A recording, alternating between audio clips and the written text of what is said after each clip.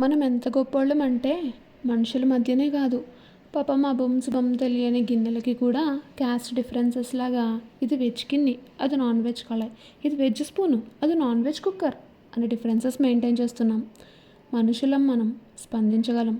పాపం వాటికేం తెలుసు, కింద మంట పెట్టగానే మండుతున్నట్టుంది. ఇన్ని ఆచారాలు ఇన్ని నిష్టలు తయారు చేసేసుకున్న మనం ఎందుకు ఆలోచించాం శరీరం ఒకటే ఉంది అని? మనకి కూడా 2 నోర్లు ఉండుంటే ఎంత బాగుండేది. ఒకటి వెజ్ నవ్వడానికి, ఒకటి నాన్ వెజ్ నవ్వడానికి. అలా ప్రతిదీ ఒకటి వెజ్కి నాన్ వెజ్కి అలా మెయింటైన్ చేసేసేవాళ్ళం కదా. అంటే అన్నాడు కానీ ఆ ఊహ ఎంత బాగుందో. శుద్ధిగా అంటే మనం ఎంత మైండ్ఫుల్గా చేస్తున్నాం అనేది ఇంపార్టెంట్, అంతేకాని ఇలా చేయాలని కాదు. అసలు మనం వారాలు అవి ఎందుకు చేస్తామో తెలుసా?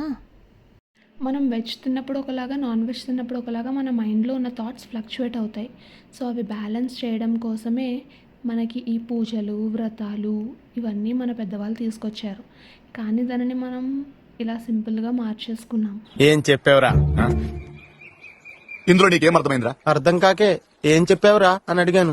అయ్యయ్యో, మీతో ముచ్చట్లు పెడుతూ మర్చిపోయి వెజ్ గిన్నెలో నాన్ వెజ్ వండేసానే.